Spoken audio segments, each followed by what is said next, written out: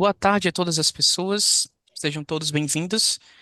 Meu nome é José Nildo, eu sou consultor técnico da Coordenação Geral de Vigilância da Tuberculose, Micoses Endêmicas e Micobactérias não tuberculosas, que fica aqui no Departamento de HIV/AIDS, tuberculose, hepatites virais e infecções sexualmente transmissíveis, na Secretaria de Vigilância em Saúde e Ambiente do Ministério da Saúde. Então, hoje seguiremos com a nossa série de webinários que serão realizados nesse mês de março e em abril, em alusão ao Dia Mundial da Tuberculose, né, comemorado no dia 24 de março. E como esse ano, no dia 24 de março, caiu no domingo, né, a gente segue com as comemorações aí em março e abril. Em nome da nossa coordenação, gostaria de agradecer desde já a participação e contribuição de todos e todas. Antes de iniciar o debate, trago algumas informações. Então, nós não teremos lista de presença, mas nós disponibilizamos declaração de participação. Essa declaração, ela fica disponível no site, no próprio site que vocês entraram aqui, tá? webinar.aids.gov.br. A partir do próximo dia, amanhã, vocês podem entrar no site e clicar na opção Eventos Anteriores. Lá terão acesso à declaração. Lembrando também que as apresentações que serão feitas aqui também ficarão todas disponíveis no site, tá? Todos os slides. Então, hoje, o nosso tema, né, o tema do nosso webinar é Sem prevenção, não há solução. Avanços e desafios para a vigilância e tratamento da infecção pelo Mycobacterium tuberculosis no Brasil. Nós teremos 3 apresentações de aproximadamente 15 minutos cada, e no fim, nós abriremos para as perguntas, tá? Então, pode colocar suas dúvidas, questões no chat, que nós iremos responder ao fim das apresentações. Então, assim, vamos iniciar com a nossa primeira apresentação, que será realizada pela Geisa Servieri. Ela também é consultora aqui da Coordenação Geral de Vigilância da Tuberculose, Micoses Endêmicas e Micobactérias não tuberculosas, na área de informação estratégica, cujo tema é o tema da apresentação é intitulado por Sistema de Vigilância Nacional da ILTB para fortalecer a resposta à tuberculose. Então, Geisa, é com você. Olá, boa tarde a todos. Como o Nildo já apresentou, eu sou a Geisa. Bom, então a gente vai falar um pouquinho sobre os sistemas de LTB, né, em geral, para fortalecer a resposta da TB. Só que antes da gente falar da ILTB, a gente precisa falar um pouquinho da tuberculose ativa em si, da tuberculose doença, né? A tuberculose hoje, ela é a segunda doença infecciosa que mais mata no mundo, né? Ela era a primeira até a presença do Covid, agora ela ocupa esse segundo lugar. 10,6 milhões de pessoas adoecem por TB no mundo. Desses, 410 mil casos são casos de tuberculose resistente, com algum tipo de resistência, e 1,1 milhão de pessoas morrem por TB no mundo, incluindo 167 mil pessoas vivendo com HIV/AIDS, tá? Ou seja, todo dia mais de 4 mil pessoas morrem e cerca de 30 mil adoecem por causa da TB no mundo. Quando a gente olha os dados do Brasil, tá, esses dados são os dados mais atuais que nós temos, em 2023, nós tivemos 80.012 casos novos de tuberculose, tá? Lembrando que os dados de 2023 ainda são dados preliminares.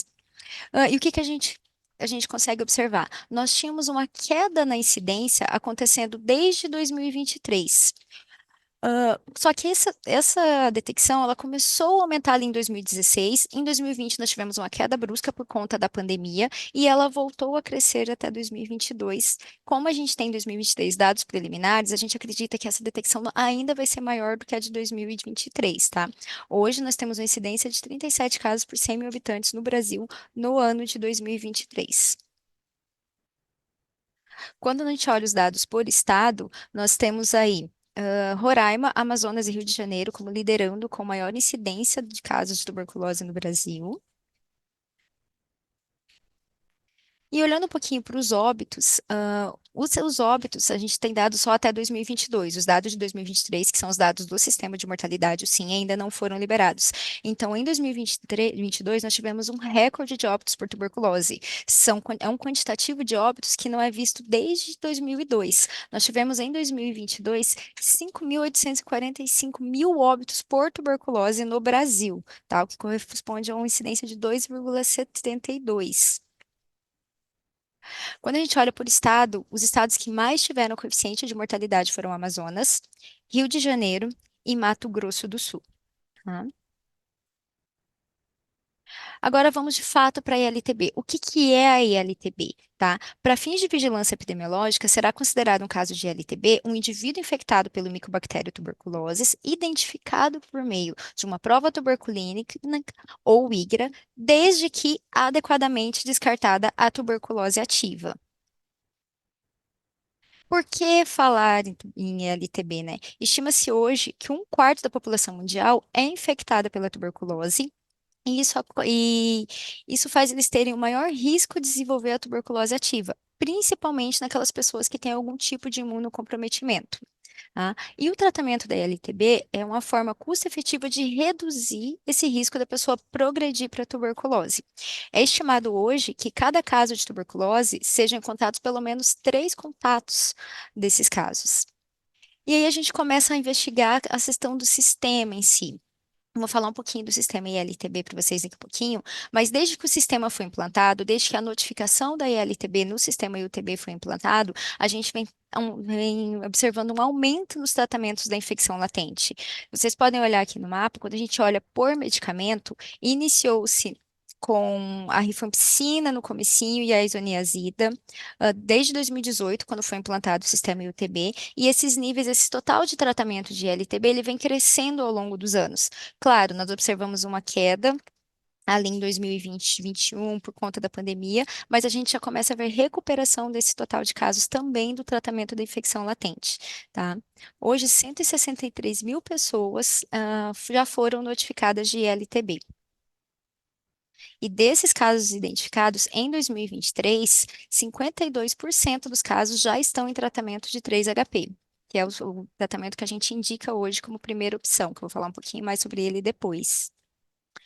Quando a gente olha esse percentual de por esquema de tratamento, por que que eu falei da rifampicina, que é o 3HP, rifampicina mais isoniazida? Por conta do tempo de tratamento que é melhor, a gente tem um percentual de cura melhor com ele e uma diminuição na interrupção de tratamento. A rifampicina, ela foi implantada em agosto de 2021.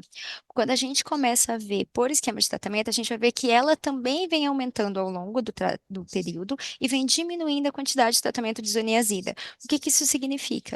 A isoniazida hoje, o mínimo de tempo de tratamento que nós temos é de 6 meses. A rifampicina são só 3 meses. Então, melhora a adesão do paciente a esse tipo de tratamento.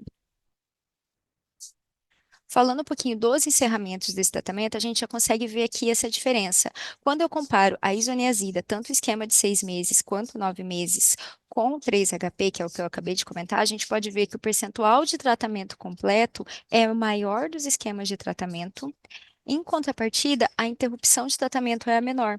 Ou seja, o paciente ele adere melhor a esse esquema de tratamento e os resultados, os encerramentos desses tratamentos com 3HP são melhores. Tá? 80% das pessoas em tratamento da ILTB em 2023 e 2022 com o TSHP completaram o tratamento. Tá? Agora falando um pouquinho do sistema de informação da ILTB. O que que é o ILTB, que é o nosso sistema de informação de notificação da infecção latente? O ILTB está dentro do Plano Nacional do Pilar 1, no Objetivo 4, que visa intensificar a prevenção do tratamento da tuberculose. Com ele, a gente visa ampliar a identificação e a investigação da ILTB e fortalecer as ações de vigilância da ILTB a partir desse Sistema Nacional do ILTB. tá? Essa aqui é a interface do sistema hoje. Ele é um sistema fácil, é um sistema online que pode ser acessado em qualquer computador com rede de internet. E a gente sempre visa a descentralização desse sistema, tá? Para todas as unidades possíveis. Nós sabemos que cada estado tem sua peculiaridade e tem a sua estratégia de descentralização. Mas a gente entende que quanto mais descentralizado, por ser um sistema online, melhor é a adesão, inclusive dos profissionais de saúde na ponta que estão tendo acesso direto a esses sistemas. Pensando um pouquinho da cascata do ILTB, do cuidado da ILTB, que a Liliana vai falar posteriormente sobre isso, a ILTB, por não se tratar de uma doença, ela não é de notificação compulsória. Ah, Geise, então por que que eu vou notificar a ILTB se ela não é uma doença de notificação compulsória, ela nem se trata de uma doença? Assim como eu notifico que eu consigo fazer essa notificação, eu ajudo a compreender a dinâmica da ILTB, ou seja, quem são essas pessoas que estão infectadas com o micobactério tuberculose e, consequentemente, eu consigo saber aonde o bacilo da tuberculose está circulando nesse ambiente e eu consigo, oferecendo um tratamento preventivo, evitar a incidência de tuberculose e doença ao longo do tempo, tá? Então, como que funciona um pouquinho essa cascata desse cuidado? A gente identifica todas essas pessoas que têm o risco de adoecer por tuberculose, tá? Principalmente as populações especiais, ou seja, contatos, pessoas vivendo com HIV/AIDS, entre outras. Faço o diagnóstico dessa pessoa da ILTB, ou com prova tuberculínica, ou com IGRA, ou uma avaliação clínica. Inicio o tratamento dessas pessoas e é nessa parte da notificação do início de tratamento que eu faço a notificação dessa pessoa no sistema IUTB. Verifico o acompanhamento dessa pessoa, acompanho ao longo do tratamento, vejo quais essas pessoas completaram o tratamento, encerro o tratamento no sistema e aí eu vou avaliar essas pessoas para verificar que essas pessoas não adoeceram ao longo dos anos, tá? Como eu falei, a Liliana vai falar um pouquinho mais dessa cascata do cuidado depois da ILTB. Aqui é um pouquinho da linha do tempo da ILTB no Brasil, da implantação do sistema, tá? Em 2017 começou a implantação do IUTB no estado do Espírito Santo e até 2021 nós concluímos a implantação em todas as UFs do Brasil, exceto Santa Catarina e Goiás, que possuem sistemas próprios de vigilância. Nós temos o CIUT em Goiás e o Vigilantos em Santa Catarina. Hoje, gente, isso aqui é um dado mais atual, tá? Esse print foi tirado semana dia 19. Em dia 19, nós tínhamos 166 mil pessoas já em tratamento, já registradas no UTB desde 2017 até o dia 19, toda a sua implantação. E para que que serve o sistema? Como que a gente trabalha com o sistema da ILTB? Só um pouquinho aqui. Caiu, Nil, da minha apresentação? Não, Geisa, é normal. Para mim aqui caiu, gente, só um pouquinho. Tá passando os slides? Aí. O sistema LTB hoje, ele compreende a aba de casos, tá? As principais funcionalidades do sistema. Através da aba de caso, eu consigo fazer uma nova notificação, eu consigo acompanhar os pacientes que já estão notificados no momento, eu consigo transferir um caso de um lugar para o outro, e uma das grandes peculiaridades do sistema e da transferência do sistema, que por ele ser um sistema online, eu consigo identificar que esse paciente está tem notificação de qualquer lugar do país. Esse paciente, por exemplo, se ele foi notificado no Acre e ele saiu de transferência, se o paciente aparece lá no Rio Grande do Sul, ao colocar o nome desse paciente, eu já consigo encontrar que esse paciente está em transferência, então eu consigo simplesmente dar o aceite desse paciente e continuar com aqueles dados que já estavam em do paciente do Acre, tá? Eu consigo encerrar esse caso, tá? Eu faço todo o acompanhamento, vejo a tomada da medicação, se está tomando certinho e consigo encerrar esse caso. Eu consigo vincular notificações, ou seja, se eu vou tratar, por exemplo, a Geisa, vou notificar a Geisa, eu vi que a Geisa já tem uma notificação com tratamento completo há 5 anos atrás, por exemplo, eu faço uma vinculação em cima dessa nova ficha, eu consigo ter informação de que a Geisa está num segundo tratamento da ILTB. A aba gerenciamento é uma aba onde a gente consegue ver as principais partes epidemiológicas, tá? Ela me fornece um BI, tem 8 páginas de BI. Esse BI ele é dinâmico. Eu consigo fazer filtros por ano, por UF, por município, por unidade de saúde, por medicamento. Através desse BI na aba de gerenciamento, eu consigo pegar os dados do Brasil todo. Eu consigo saber quantos pacientes são contatos que estão realizando tratamento. Eu consigo saber quantas são mulheres, quantas estão gestantes, quantas estão tomando qual tipo de medicamento. Essa é uma ferramenta que é muito útil para as vigilâncias, tá? É um dado que é atualizado toda noite, então é um dado atual, tá? Eu consigo pôr o filtro da minha localidade. e ajuda também aos gestores a tomar decisões de acordo com o cenário epidemiológico que é visualizado através deste BI. Por que que eu não mostrei as outras abas? A aba de administração, por exemplo, que é uma aba que existe no sistema. É que a aba de administração, ela é uma aba muito restrita a alguns perfis de acesso. O sistema ele trabalha por perfis. Mas a aba de administração, por exemplo, é uma aba basicamente para cadastro de unidades de usuários. Então, eu trouxe a aba de casos e a aba de gerenciamento, que é a aba que são as abas que são mais trabalhadas. Em que a gente consegue ter uma gama de informação, não só dos pacientes que estão em tratamento, como também de todo o cenário epidemiológico da minha região. Outra funcionalidade do sistema, que daí a Silvana vai falar um pouquinho depois da experiência do Rio Grande do Sul com essas etiquetas, são as etiquetas de casos. Para que servem essas etiquetas? O que são essas etiquetas? Elas apontam possíveis inconsistências nas notificações e também servem como lembretes. Como assim pequenas inconsistências, Geisa? Por exemplo, se eu fiz uma notificação de um paciente cuja indicação de tratamento é que ele era um paciente HIV. Porém, na opção HIV, eu coloquei que o paciente era negativo. Ele vai me gerar uma etiqueta falando: olha, alguma coisa não está certa. Você está falando que ele é HIV, mas você colocou lá que o exame dele de HIV não é positivo. Então, ela serve de uma maneira para me alertar que tem alguma coisa inconsistente. E isso possibilita que os dados sejam qualificados no local. Eu evito erros no banco. E os lembretes, é que, por exemplo, eu estou fazendo um tratamento do paciente com isoniazida, que o tempo de tratamento é 6 meses.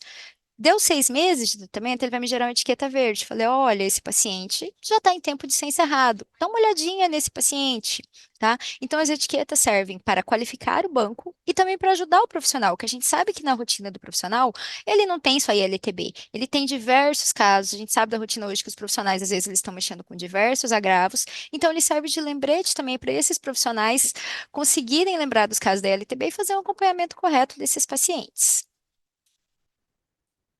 Além do sistema IUTB, gente, nós temos o SINC, que é um sistema de monitoramento clínico das pessoas vivendo com HIV/AIDS. A principal função do SINC, ele é um sistema do HIV, ele é para ajudar as pessoas a visualizarem quem está em gap de TARV, do ILTB. Como que ele funciona, na verdade? Nós pegamos aquele público-alvo com CD4 menor, menor ou igual a 350, que são as pessoas elegíveis para o tratamento da ILTB. Dentro do SINC, eu tenho uma aba da ILTB. E aí, o que que ele faz? Ele faz um relacionamento entre o Ciclone e o Cicel e o ILTB. Eu vou encontrar no SINC todas aquelas pessoas, como eu falei, que são elegíveis para o tratamento da ILTB, mas que nem sempre estão notificados na ILTB. Então, é mais uma ferramenta para que eu consiga identificar mais um público-alvo que deveriam estar em tratamento da ILTB. Lembrando que o fato do paciente estar no SINC não significa que automaticamente ele está na ILTB, tá? O paciente ele precisa ser notificado no sistema IUTB. Todos os profissionais podem usar o Sync. Como eu disse, ele é um sistema do pessoal da equipe do HIV que devem solicitar acesso às suas áreas técnicas. Porém, os profissionais das áreas técnicas dos programas de tuberculose também podem ter acesso a essa aba da ILTB dentro do Sync. É só enviar um e-mail para o sync@aids com todas essas informações, né, justificando qual é o cargo, que é liberado o acesso também aos programas de tuberculose ao Sync. E, gente, em primeira mão, nós temos uma nova publicação agora, que é um folder do Sync, tá? Esse folder, ele tem as principais informações de como funciona o Sync, de qual o propósito do Sync, de como acessar, de como é feito esse relacionamento das bases de dados. Daí vocês podem estar disponibilizando ele por esse link que a gente colocou aqui para vocês. Depois a gente pode colocar no chat também, para que vocês tenham maiores informações sobre o funcionamento do Sync.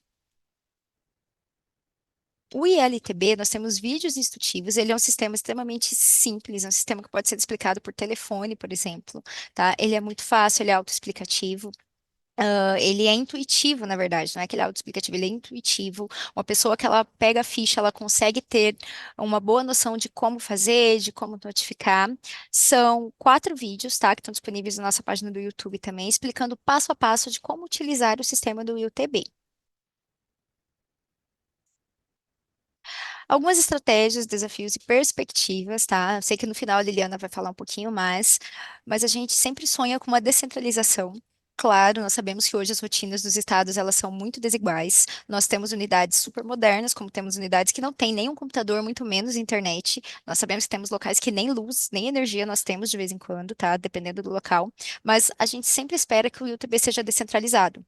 E como eu falei, como ele é um sistema simples de estar manuseando e ele é online, eu posso acessá-lo de qualquer computador.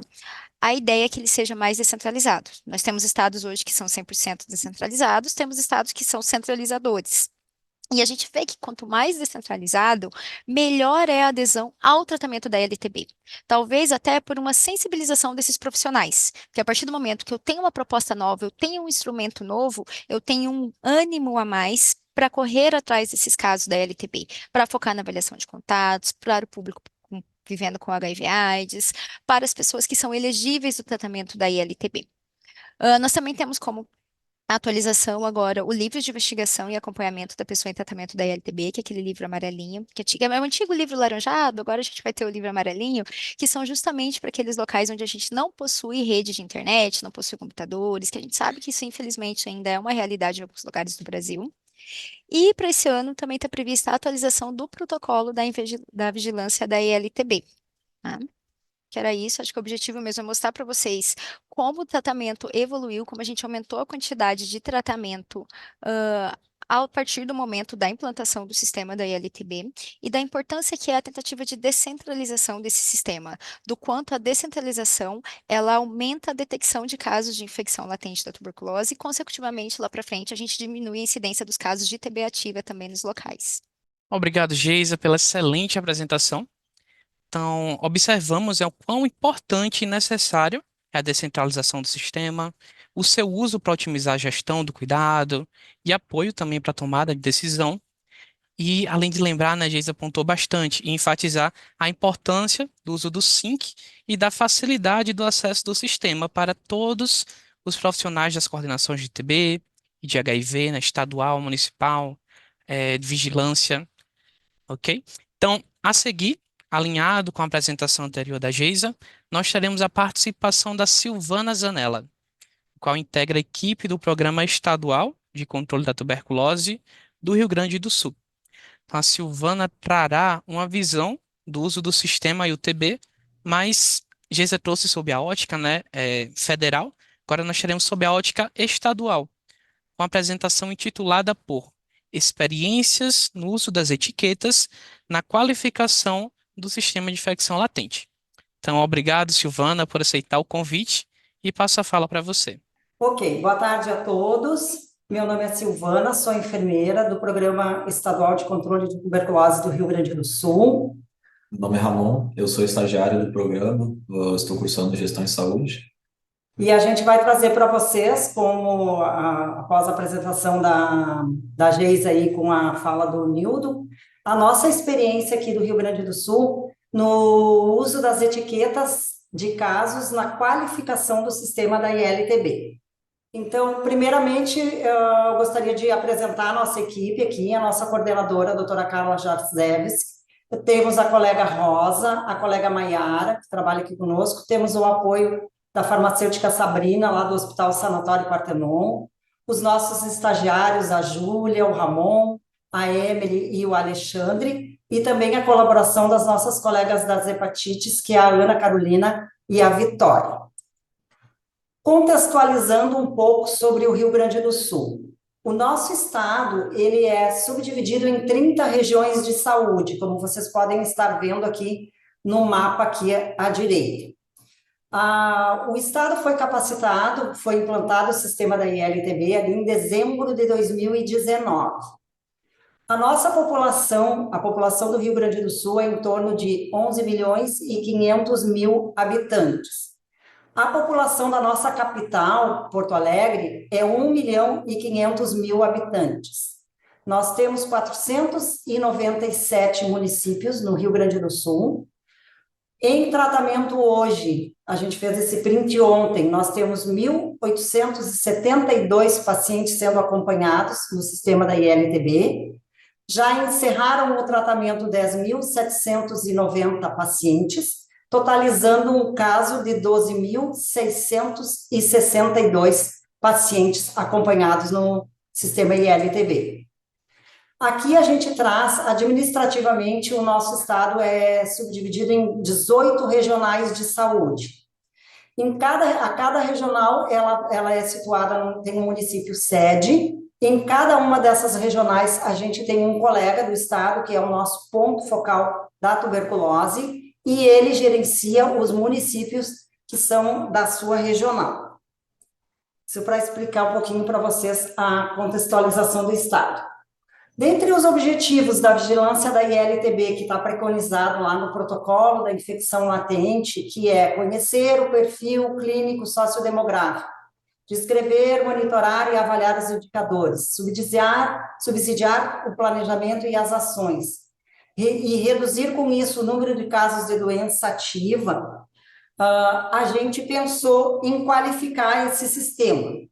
Como a Geisa trouxe na apresentação dela, todos os casos que estão em tratamento da ILTB, eles são notificados nesse sistema online.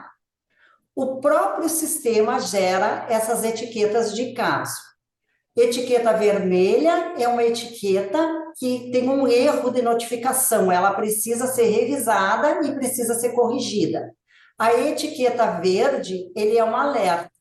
Então, essa ferramenta das etiquetas, elas são a facilitadora da rotina do nosso trabalho lá das unidades de saúde. E ela é uma responsabilidade compartilhada, essas correções para ser feitas pelo município, pela unidade de saúde, pelo estado.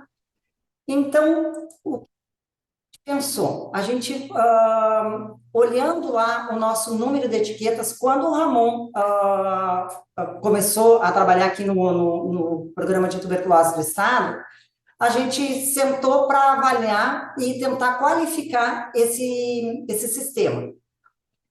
Dentre as atribuições do estado, que é do programa estadual, comunicar às regionais as inconsistências, as unidades de saúde, acompanhar essas transferências de caso, gerenciar e monitorar essas etiquetas, a gente olhou lá que em setembro de 2023 nós tínhamos 1.066 etiquetas de caso.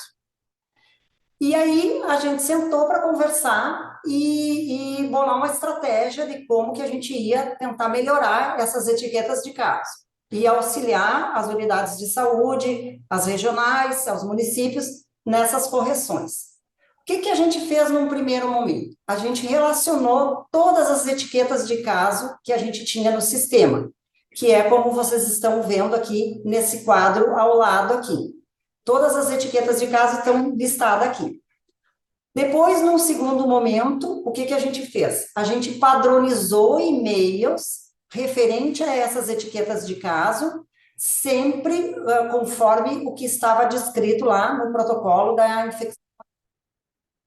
E aí, para cada etiqueta de caso, a gente elaborou um e-mail, que era o nosso e-mail padrão. Aí, organizamos estratégias sobre essas etiquetas de caso, como que a gente iria fazer, enviar para a regional, para os municípios, e também por etiqueta de caso. Priorizamos algumas dessas etiquetas de caso, que são as etiquetas vermelhas, e algumas que é importante, por exemplo, radiografia do tórax com alteração sugestiva de TB ativo. Então, esse paciente, se ele tem uma sugestão de TB ativa, ele deveria estar sendo investigado para TB. Então, a gente priorizou algumas etiquetas como prioritárias. E os casos em transferência, tentando minimizar os abandonos e para que esse paciente dê continuidade ao tratamento na unidade de destino. Então, aqui a gente traz para vocês alguns desses e-mails que a gente elaborou como padrão. Por exemplo, quando a gente encaminha e-mail para os municípios, a gente tem esse e-mail padrão aqui que a gente fez, e daí fica mais fácil, já está organizadinho, depois a gente só coloca o nome do paciente, o print do caso e encaminha. Quando a gente encaminha um e-mail para a regional, aí também um e-mail padronizado, sempre com a referência do que o protocolo nos diz sobre aquela etiqueta. Aqui a gente traz também mais modelos desses e-mails. Por exemplo, uma etiqueta de caso de TB ativa não descartada. Então, nosso e-mail padrão, com o print e com o embasamento lá do protocolo da ILTB. Etiqueta de caso da provável duplicidade, também com a maneira como corrigir para que a unidade de saúde lá da ponta possa averiguar e corrigir essa etiqueta de caso. Outros exemplos, né? Gestante HIV negativo, seguindo a mesma lógica, radiografia do tórax não realizado, é outra etiqueta de caso que aparece frequentemente, também ó, o print do caso e a justificativa ali, de acordo com o protocolo. Então, sobre as estratégias de envio dos e-mails, primeiramente, a gente decidiu organizar de 3 formas o envio desses e-mails de controle. A gente começou enviando para todas as 18 coordenadorias regionais uma listagem de todos os seus municípios que possuem etiqueta de caso, juntamente com um print de todos eles no sistema. Depois, encaminhamos para todos os municípios e unidades de saúde com maior número de etiqueta de caso, e também por etiquetas de caso prioritárias, que são encaminhadas individualmente, que a gente vai ver nas planilhas de controle a seguir. Então, essa primeira é a planilha de controle dos e-mails por coordenadoria regional, onde a gente lista todas as 18 CRS, as regiões de saúde que estão dentro dessa coordenadoria, o número de caso, que é uma listagem, uma numeração que a gente fez internamente para a nossa organização, que nós numeramos todos os nossos e-mails, para depois ficar de mais fácil acesso, mais fácil controle. A gente também cita todos os municípios com o número de etiquetas que eles possuem no dia que a gente fez esse e-mail, a data do e-mail e também o desenrolar do caso. Então, após 15 dias no encaminhamento dos e-mails, a gente faz outra verificação no sistema da LTB e atualizamos a planilha de controle. Caso ele seja corrigido, a gente vai pintar, né, aquela CRS, aquele município de verde. Caso não seja corrigido, a gente vai reenviar esse e-mail. E após 30 dias, a gente vai fazer uma nova verificação do sistema para poder fazer uma análise também dos municípios e das coordenadorias regionais que são silenciosos, que ou não respondem ou não corrigem, e a gente poder ver se a gente faz alguma capacitação, se achar necessário. Então, aqui a planilha de controle dos e-mails por município também, com maior número de etiquetas, onde a gente lista as unidades de saúde, junto com o município, CRS e região de saúde, o número de casos, novamente, nossa numeração interna, o número de etiquetas que essa unidade de saúde tem no dia do encaminhamento do e-mail, da verificação do sistema, a data do e-mail e o desfecho, novamente, atualizamos a planilha de controle após 15 dias, reenviamos o e-mail caso não tenha sido resolvido ainda as correções necessárias, e após 15 dias fazemos uma nova verificação do sistema. E após entre 2 a 3 meses, a gente sempre refaz todo esse processo das planilhas, a gente faz uma nova planilha de controle por CRS, por município, para atualizar, para refazer essa vigilância e continuar sempre verificando quem corrigiu e quem não corrigiu. Aqui também a gente traz a nossa planilha de controle das etiquetas de caso por etiqueta, né? Então, por exemplo, etiqueta de caso de provável duplicidade. Então, a gente coloca o nome do paciente, conforme o Ramon descreveu, o número do caso, o local de origem, a data que encaminhou o e-mail, e a gente tem uma combinação de pintar os casos, aquele que está em verde são os casos que a gente já conseguiu resolver, que foi corrigido. A gente consegue avaliar também quanto tempo após o envio do e-mail ocorreu aquela correção, e a gente deixa em branco os casos que ainda estão em andamento que não foram corrigidos. Aqui também mais exemplos de etiquetas de caso, por exemplo, indicação de tratamento incompatível com o resultado da prova tuberculínica. Da mesma forma, colocamos o nome do paciente, o número do caso, e conforme a gente relatou a data que a gente encaminhou o e-mail e o desfecho dessa correção, tá? E em branco, o que ainda precisa ser corrigido. Outra etiqueta de caso, quimioprofilaxia primária para maiores de 28 dias, e assim para todas as etiquetas de caso que a gente nominou lá no início da apresentação. Em relação às transferências, que são esses pacientes que mudam de endereço, vão para outro município ou para outro estado. Então, a gente também fez um modelo de e-mail, tá? Que a gente encaminha para a unidade de saúde de destino, avisando que tem um paciente em transferência. Faz um print do caso ali, do caso, e encaminha para a unidade de destino para que ela aceite a transferência e dê continuidade a esse tratamento. E da mesma forma, a gente tem uma planilha de controle, onde a gente faz o controle desses e-mails que foram enviados para o município de destino. Então, o nome do paciente, o nosso número de caso, o número que está no sistema, o município de origem, a unidade de saúde de origem e a unidade de saúde de destino. A data e quando que esse paciente chegou na unidade de destino. Além das estratégias, das etiquetas de caso, nós aqui do Programa de Tuberculose do Estado, toda a equipe, a gente também responde e-mails diários sobre notificações, manejo do sistema, dúvidas, questionamentos, realizamos o cadastro tanto das unidades de saúde quanto dos profissionais do sistema, que vão manusear o sistema, monitoramos diariamente esses casos em transferências, capacitamos sobre vigilância da ILTB, tanto as regionais quanto os seus municípios, sempre incentivando que todos os pacientes que estão em tratamento da ILTB estejam notificados no sistema. Temos algumas estratégias junto com o nosso ponto focal da tuberculose, que é o responsável por cada regional. Eles nos enviam as solicitações dos cadastros dos seus municípios, das unidades de saúde e dos profissionais, realizam também capacitações, sempre em parceria com o programa estadual. Temos uma parceria bem próxima com a nossa capital, o Programa Municipal de Controle de Tuberculose de Porto Alegre, com a coordenação da Cristina, a Nathalie e a Bia. A equipe realiza suas capacitações, seus cadastros e faz a vigilância da ILTB nas 132 unidades de saúde do município de Porto Alegre.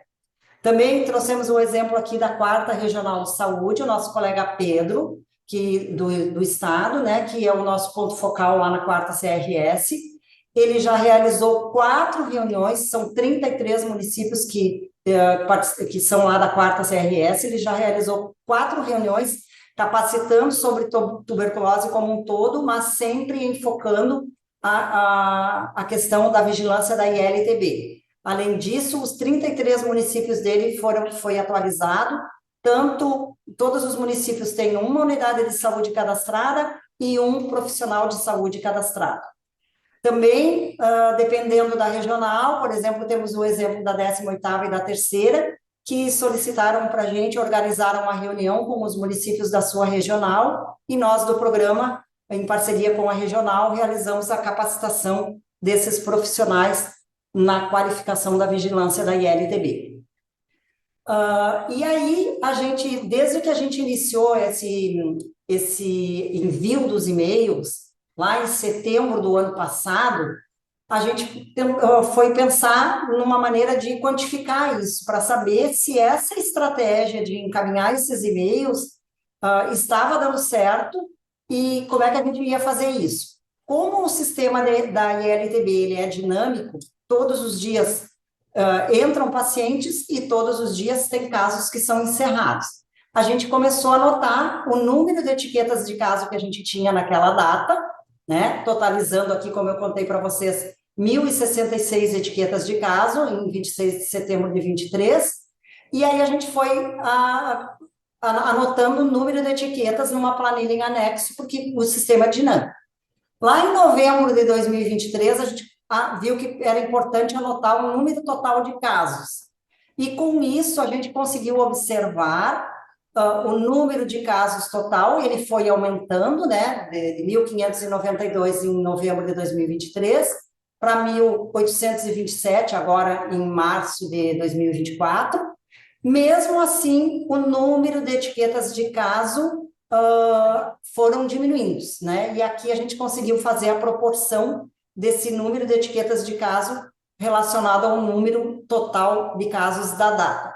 Então, corroborando a ideia de que a gente está no caminho certo, né? Lembrando que essa é uma estratégia que a gente, todos os dias, às vezes a gente modifica, às vezes a gente acrescenta alguma coisa, a gente está sempre procurando melhorar e trabalhar sempre em parceria com a regional, com a unidade de saúde lá da ponta, que, como a Geisa bem falou, muitas vezes eles estão sobrecarregados, e esse alerta nosso é mais no sentido de poder colaborar na correção dessas etiquetas de caso. Então, aqui novamente a nossa equipe, o nosso endereço aqui em Porto Alegre e os nossos contatos, nosso e-mail, tuberculose@saúde, e também o nosso número de telefone, que vão ficar disponíveis caso a gente permaneça à disposição, caso alguém queira conversar com a gente, enfim, tirar alguma dúvida, e as nossas referências para apresentação. E é isso, eu acho, Nildo, não sei. Ok? Perfeito, Silvana. Perfeito. Muito obrigada, Silvana e Ramon, por compartilhar conosco essa experiência tão bem-sucedida, que vem trazendo excelentes resultados no estado. E só enfatizando que é possível sim essa replicação dessa experiência para outros cenários do Brasil, né? Que sirva como inspiração. Então, só lembrando também, gente, que podem colocar suas dúvidas no chat do YouTube, que nós iremos discutir com os nossos palestrantes ao fim, ok? Então, para a nossa última apresentação, teremos o apoio da Liliana Romero Veiga, qual também integra aqui a Coordenação Geral de Vigilância da Tuberculose.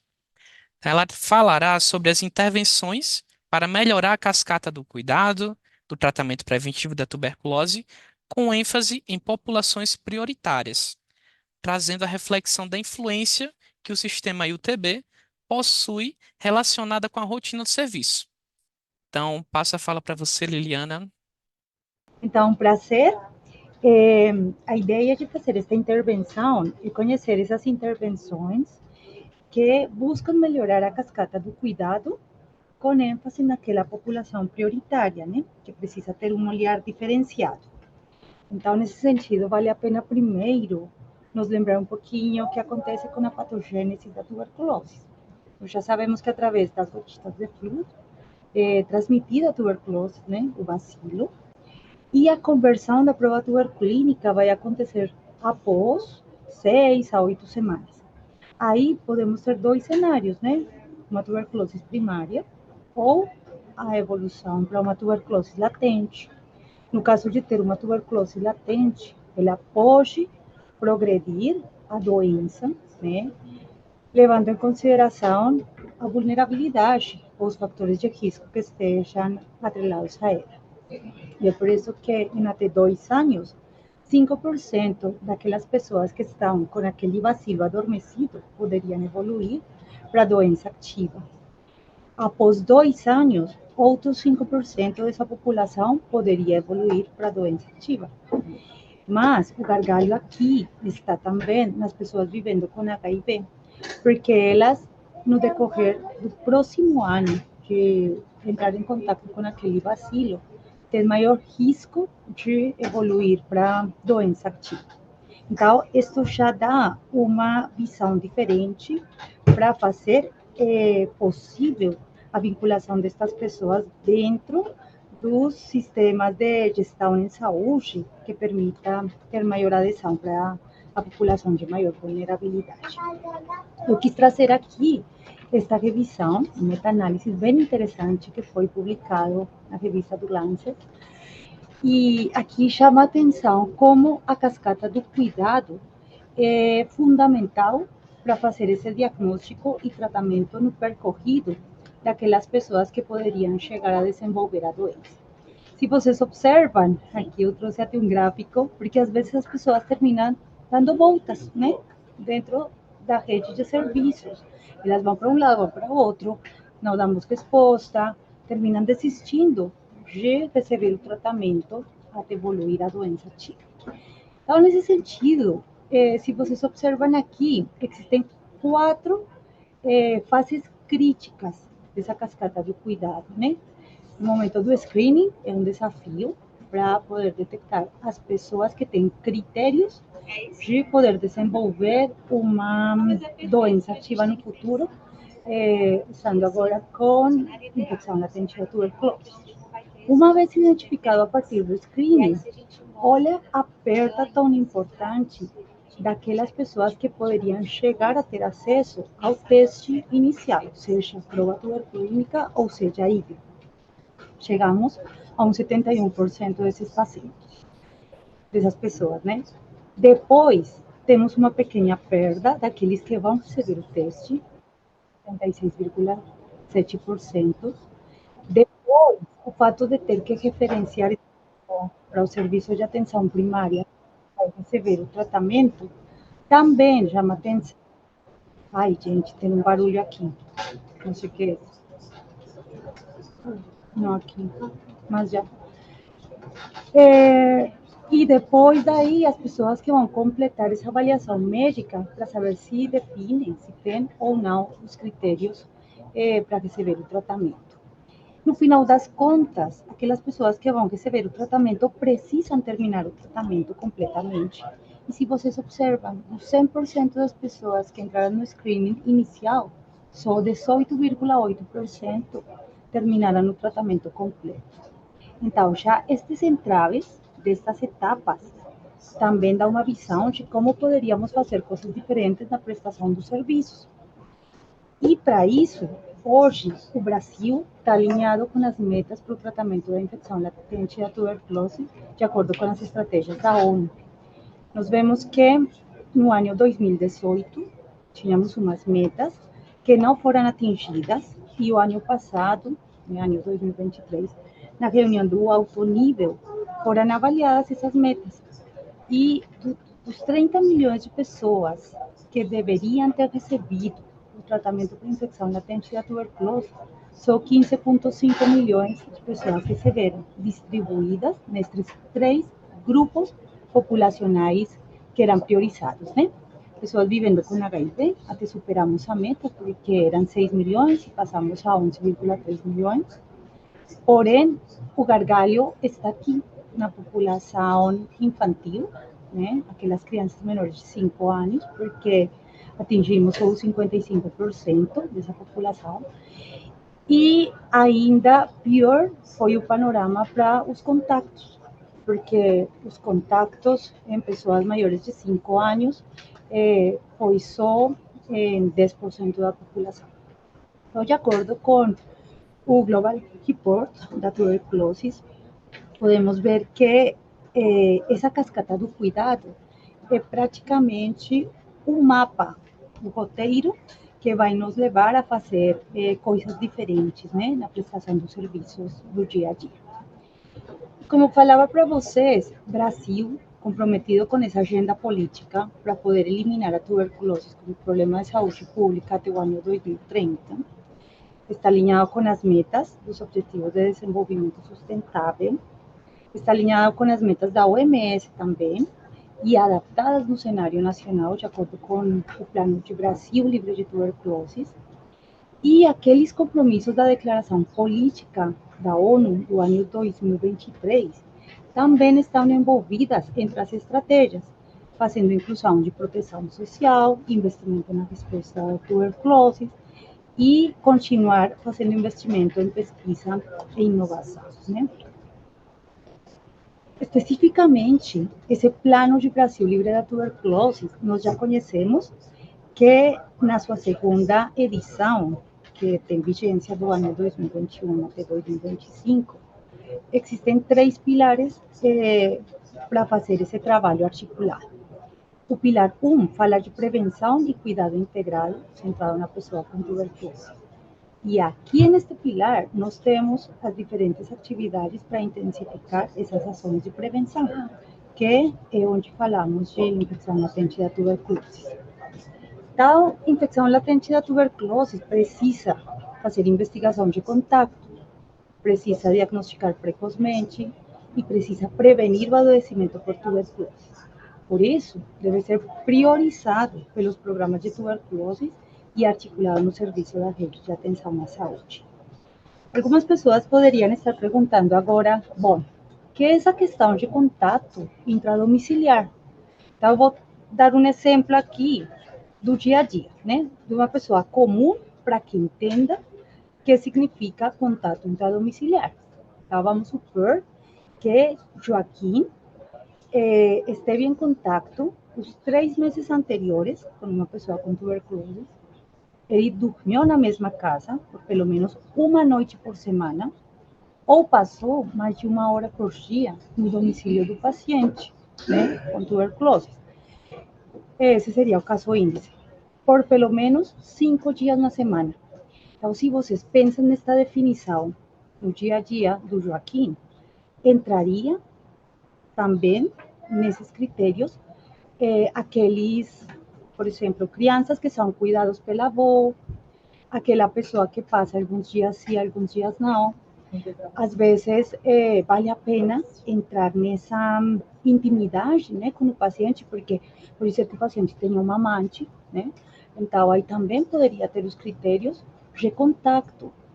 E entre mais claros nós, como profissionais da saúde, sejamos com os pacientes, vamos ter maior vínculo e eles vão poder entender melhor o porquê precisam desse tratamento.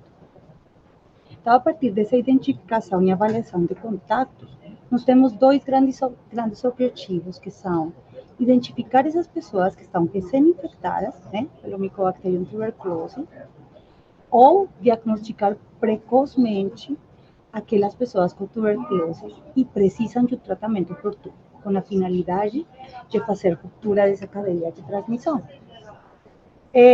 Conhecendo como funciona, né, a rede de serviços aqui no Brasil, vale a pena entender que a pessoa com tuberculose bem poderia entrar pela porta da atenção primária, secundária ou terciária. Se ele entra pela porta da atenção primária, tudo bem, porque os fluxos estão estabelecidos, os profissionais estão envolvidos e vai ser muito mais fácil poder aderir a essa pessoa. O problema vem quando a pessoa chega pela porta da atenção secundária, pelo SAI, pela porta da atenção terciária. Aí vem o desafio, porque nós precisamos, a nível local, estabelecer esses fluxos entre os serviços para poder garantir que esses contatos realmente sejam vinculados na linha de atenção, né? E vinculados nessa linha de cuidado para receber os serviços que ele precisa.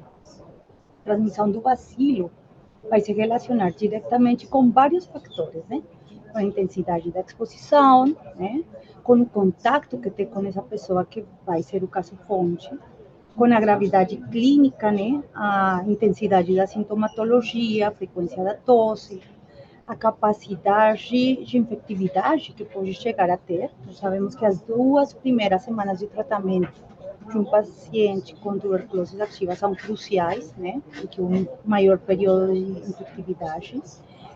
E, somado a isso, existem condições ambientais e condições individuais que têm a ver com o estado nutricional e as morbidades de cada pessoa contacta. Então, se vocês lembram dessa cascata do cuidado, vocês vão observar que existiam 4 fases cruciais, onde temos maior perda das pessoas que vão terminar o tratamento. A segunda fase é a detecção da tuberculose, porque hoje não existe, no mundo não existe, um teste laboratorial, que seja bacteriológico ou de biologia molecular, que tenha essa capacidade de identificar o bacilo latente, porque o bacilo do Mycobacterium está adormecido, ele está quieto, ele ainda não está se multiplicando. E é por isso que contamos com alguns meios indiretos, como a prova clínica ou IGRA. E esses testes vão depender muito da resposta imune para identificar aquelas pessoas que estejam infectadas com Mycobacterium tuberculose. Por isso, quando a pessoa chega no serviço, ele está sintomático, mas o fato de fazer uma avaliação crítica, detalhada, conhecer que é um contato, envolver a pessoa para que realmente tenha esse vínculo com a gente e poder definir se vai se beneficiar desse método de detecção, seja prova clínica ou IGRA, ou não, vai fazer a diferença. Então, nesse sentido, Nós temos umas recomendações, né, para a utilização do IGRA, e especificamente voltadas para 4 grupos populacionais, né, priorizados porque eles têm maior risco de evoluir para doença ativa. Entre eles temos as pessoas vivendo com HIV, que vocês lembram que no início da apresentação eu falei daquela patogênese, como eles poderiam rapidamente evoluir para tuberculose ativa. Temos aquelas pessoas que estão em uso dos imunobiológicos ou imunossupressores, aquelas pessoas que estão em situação de pré-transplante de órgãos, né, esperando este momento crucial, e as crianças que são contato de tuberculose pulmonar ou laringe, crianças especificamente de 2 anos até 10 anos, né? E outro método que nós temos é a prova tuberculínica, que qualquer pessoa poderia se beneficiar. Eu não vou falar aqui em detalhe, mas é para vocês relembrar que existem aqueles fluxos que terminam sendo operacionais, de acordo com as características individuais da pessoa que esteja em contato com o caso índice de tuberculose. Então, temos aqueles recém-nascidos coabitantes de caso índice bacilífero, como poderia ser encaixado nesse fluxo. Temos as crianças menores de 10 anos, que são contatos de pessoas com tuberculose. Temos os adolescentes ou adultos maiores de 10 anos, né? Também poderia se encaixar dentro desse fluxo. Importante. O outro entrave que nós tínhamos naquela cascata era o tratamento. Temos muita perda daquelas pessoas que se beneficiariam do tratamento e que realmente vão terminar o tratamento. E nesse sentido, desde o Ministério da Saúde, nós estamos fazendo um trabalho contínuo com a finalidade de fazer incorporação de novos esquemas terapêuticos que tenham melhor adesão ao tratamento. E, se vocês observam, inicialmente, quando falávamos de infecção latente da tuberculose, era um tratamento para uma pessoa assintomática, com o bacilo adormecido, por 12 meses de isoniazida. Depois passamos, de acordo com as evidências, a 9 meses de isoniazida, 6 meses de isoniazida. Depois, pelas evidências também, foi descoberto que não é tanto tempo, é mais o número de doses que o paciente está recebendo, né, até terminar o tratamento. Assim mesmo foi incorporado também o tratamento com 4 meses de rifampicina. E hoje já temos aqui disponível no SUS 3 meses de tratamento com uma dose semanal, que vem sendo 12 semanas, G3HP. E estamos já caminhando para poder incorporar, priorizando algumas populações de maior vulnerabilidade e com características diferenciadas, o tratamento ainda mais encurtado por 1 mês com um HP. Então, o tratamento da UTB não induz resistência, de jeito nenhum. Mas precisamos iniciar esse tratamento para infecção latente da tuberculose uma vez tenhamos a certeza que a pessoa não está com tuberculose ativa. E para isso temos também todos aqueles fluxos onde vamos fazer avaliação bacteriológica, o raio-x, avaliação de sintomas da pessoa para poder descartar a tuberculose ativa. Hoje também temos aqui disponível na rede todas as informações referentes ao tratamento, porque cada caso é um caso, né? Como médicos, precisamos avaliar se realmente a pessoa vai se beneficiar com 3HP, com 4R, com 6H ou 9H, de acordo com essas características individuais e avaliação casuística que vamos fazer dessa pessoa que vai receber o tratamento. Então, existem as notas técnicas, existem as recomendações, o direcionamento para poder fornecer esse tratamento. E hoje também temos os comprimidos em dose fixa combinada de rifampicina mais isoniazida, né, com a finalidade de ter melhor adesão, porque vamos passar a uso de 3 comprimidos, né, virado especificamente para a população maior de 14 anos. Falávamos de populações de maior vulnerabilidade, e uma delas são as pessoas vivendo com HIV. essas pessoas vivendo com HIV realmente são um desafio, porque elas têm um maior risco de evoluir a doença ativa e porque elas precisam desse monitoramento contínuo, de acordo com a contagem de linfócitos de CD4, de acordo com a sintomatologia, de acordo com a evolução clínica, porque elas podem evoluir rapidamente à morte e continuar incrementando esse número de casos de óbito. Como bem nos falava a Geisa, o fato de ter na nossa cabeça que uma pessoa, quando chega com critério de infecção latente da tuberculose, tem toda uma história, né, epidemiológica, tem todo um contexto social, tem todas umas características clínicas, né, assintomáticas. Isso precisa ter uma tradução no sistema de notificação.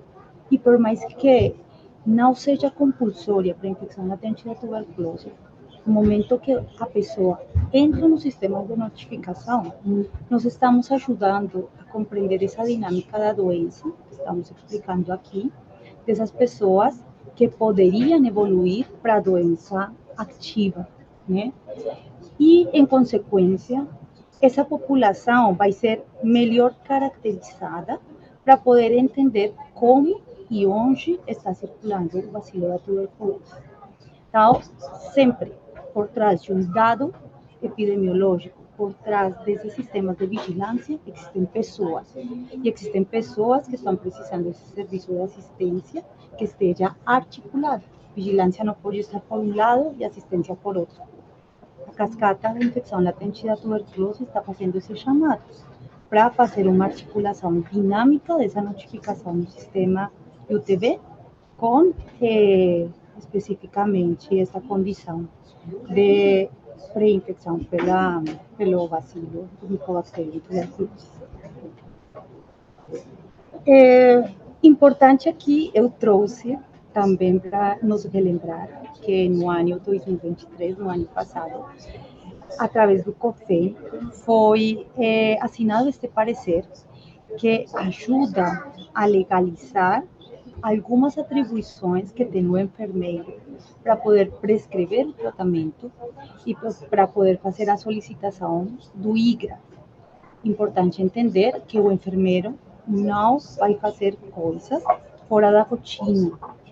Ele vai fazer atividades que fazem parte dessa prestação de serviços, ajudando nos fluxos operacionais ao médico, que sempre vai ficar trabalhando como braço direito, né?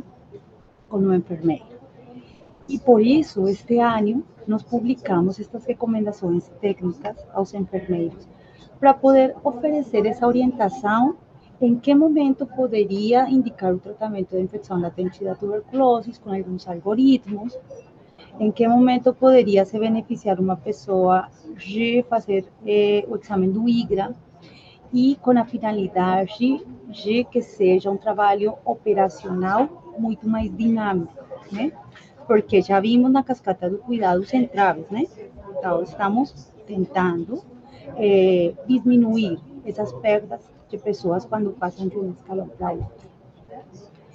E, finalmente, falando um pouquinho das expectativas, bem em concordância com o que falávamos anteriormente, no contexto da vigilância, a expansão do UTB para outros municípios vai ajudar para dinamizar este processo. A ampliação da prevenção com tratamentos cada vez mais encurtados, com tratamentos que tenham menor posologia, vai melhorar também a adesão ao tratamento. Hoje temos 3HP, mas como falava, a ideia que temos e o que já estamos trabalhando é poder incorporar incluso tratamentos mais encurtados.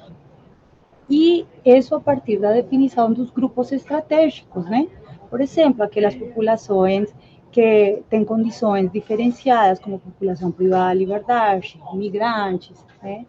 Que vão precisar um tratamento curto e um acompanhamento muito mais exaustivo para poder limitar essas condições de maior vulnerabilidade.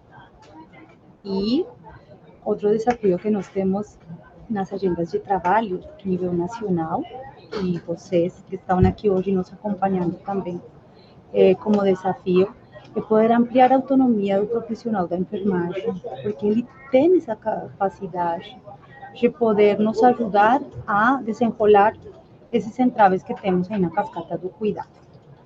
Então, basicamente, isso queríamos falar aqui, nesta parte, e quero agradecer a todos pela participação. Obrigada. Obrigado, Liliana. Obrigado a todos os palestrantes pelos riquíssimos apontamentos feitos.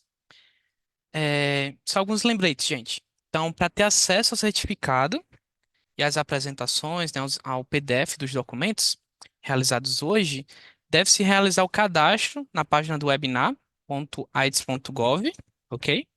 A Rebeca também está dando uma força para a gente aqui nesse webinar, ela até já colocou aí várias vezes, então há necessidade do cadastro para ter acesso ao certificado e às apresentações, tá?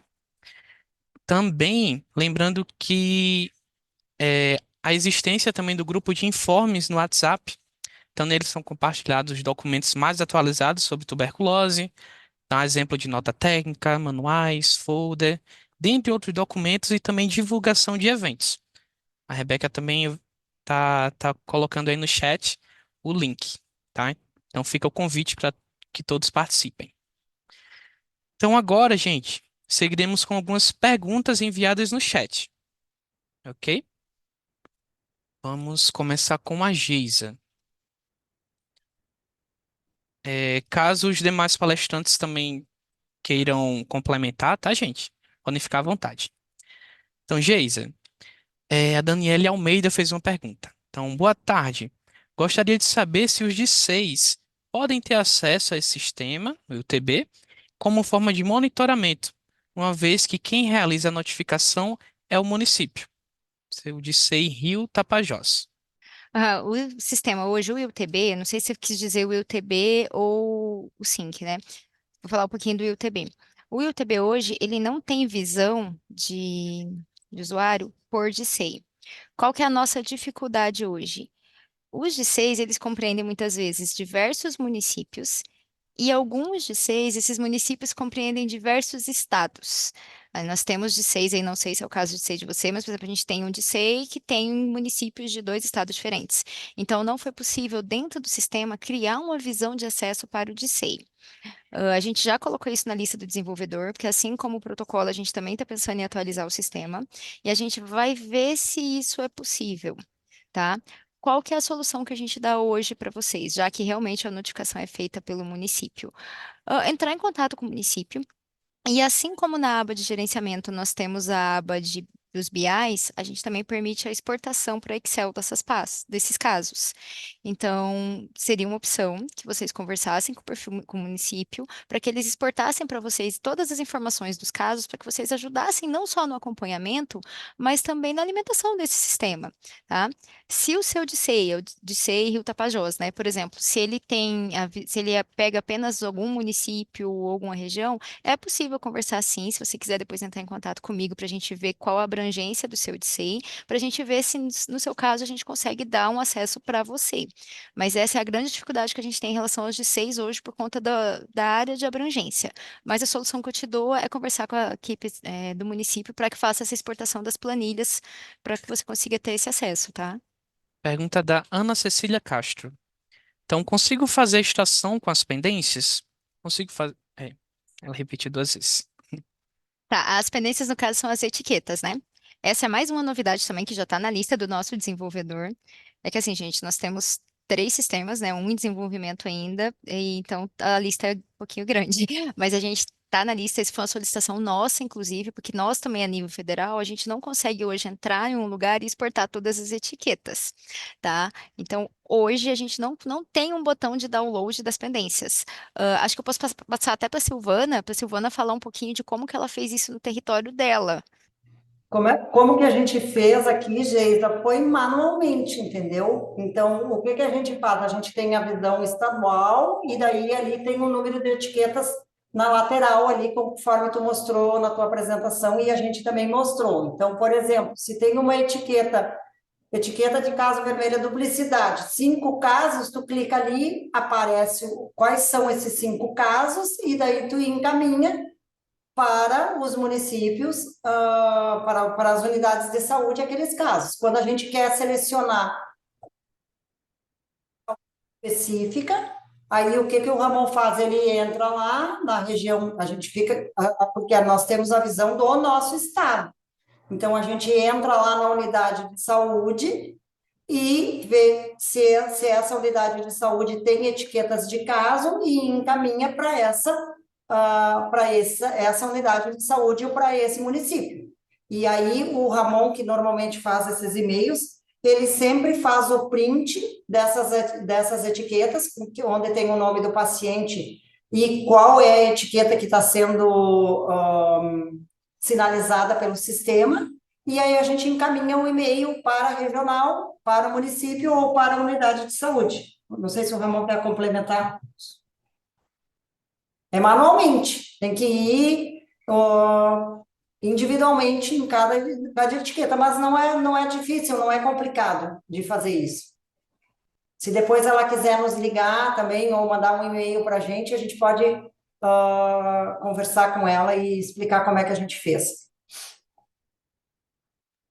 Excelente, obrigado. E daí vai só lembrando, Ana, que já é uma demanda nossa, porque a gente entende também que tem estados muito grandes, e daí a gente já está providenciando essa exportação também. Provavelmente vai ficar ali no gerenciamento, junto com exportação de casos.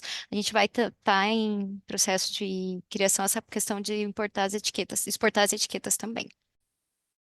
Geisa, só complementando aqui, essa sistemática do print do caso, ele fica bom porque o profissional que recebe lá na ponta, ele também visualiza ali, quando a gente manda o print, ele consegue visualizar o seu sistema, o seu paciente e a informação da etiqueta ao lado ali do nome do paciente. Então, isso também facilita para o profissional que está lá na ponta e é ele que vai executar essa correção, né? Essa visualização do que apenas uma planilha com um monte de dados que às vezes não fica tão visível e tão explicado. Mas vamos aguardar então essa nova metodologia aí. Para uma pergunta da Enilda Gamas Araújo. Geisa, qual seria a estimativa de casos de infecção latente para cada caso de tuberculose ativa? Oi, Enilda. Hoje estima-se que cada caso positivo de tuberculose, a gente espera encontrar aí 3 pacientes de LTB para cada caso confirmado de TB pulmonar. Mais uma pergunta da Rosana Freitas. Para Geisa. Aqui a gente está organizando as perguntas por bloco, tá, gente? Para facilitar a compreensão. Então, para Geisa, a pergunta da Rosana Freitas. Gostaria de saber por que a infecção latente não é divulgada. Ela comentou aqui que não tinha conhecimento sobre e houver alguns casos de tuberculose em sua família. A Geisa poderia comentar um pouco? Então, Rosana, eu também queria saber. Na verdade, a gente já tem um tempo, o Ministério já está se esforçando para ampliar a divulgação da ILTB. Eu estava olhando aqui, eu vi que tu é do Rio de Janeiro. Dos últimos anos para cá, é uma estratégia, inclusive, da OMS, né, ampliar a prevenção. Então, o Ministério não está medindo esforços, a gente está fazendo webinários. Ano passado, nós também tivemos diversas ações, projetos de pesquisa em parceria. Então, é como é que fala? Uma prioridade do Ministério a divulgação ao acesso da prevenção do tratamento da tuberculose. E a gente também orienta e pede, faz trabalho junto aos estados para que eles também façam essa divulgação. Eu vi que tu deixou um outro comentário falando que é de movimento social. Esse ano, inclusive, a gente está pedindo muito a participação dos movimentos sociais, porque a gente entende que eles são extremamente importantes. Então fica de tarefinha para todos, né? A gente sempre fala, quando a gente diz em ampliar a ILTB, a gente não fala só em ampliar o acesso ao sistema, e sim ao conhecimento mesmo, a divulgação do que é o tratamento preventivo, do que é uma infecção latente, quais são os tratamentos existentes, quanto tempo é de tratamento, os benefícios, o que isso gera para a população de risco de adoecimento, de cura e para não desenvolver a TB ativa ao longo do tempo. Perfeito. Só complementando.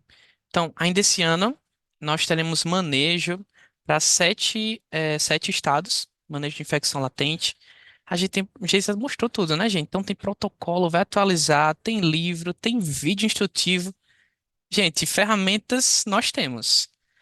E nós, né, CGTM, estamos sempre disponíveis para estar ajudar, né, tirar dúvidas, capacitações, que a gente tá 100% aqui na garra, tá? E, pessoal, o É, nosso site sempre tem materiais educativos, então divulguem vídeos, essas webs ficam gravadas, divulguem material gráfico. Como o Nildo falou, a gente está aqui, a gente tem uma equipe para atender essa questão da LTB, temos pessoas da área de dados, da área da atenção, então não se sintam acuados, entrem em contato com seus estados também, cobrem deles e a gente está aqui para ajudar nisso também na divulgação. também tem, ratificando mais uma vez, temos o grupo de informes, né? Então a gente envia todos os documentos atualizados. O Ministério publicou hoje, no máximo amanhã já tá disponível no grupo, tá? Então é bem tempestivo. E mais uma pergunta para a Geisa. Pergunta da Isla. Então, pacientes que são indicados para o tratamento de LTB, por estarem fazendo tratamento para doenças com drogas imunossupressoras, devem ser inclusos no sistema? Deve sim, Isla. Lembrando que, mesmo esses pacientes, se você olhar a ficha de notificação ou o sistema, existem várias indicações para esse público de pessoas que estão fazendo tratamento imunossupressor. Claro que não é o fato de eu ter uma doença imunossupressora não significa que eu já tenho que tratar LTB. Tem alguns critérios que talvez a Liliana possa comentar depois, mas, por exemplo, pacientes que fazem terapia imunossupressora, que estão em uso prolongado de corticoide terapia, é um dos critérios.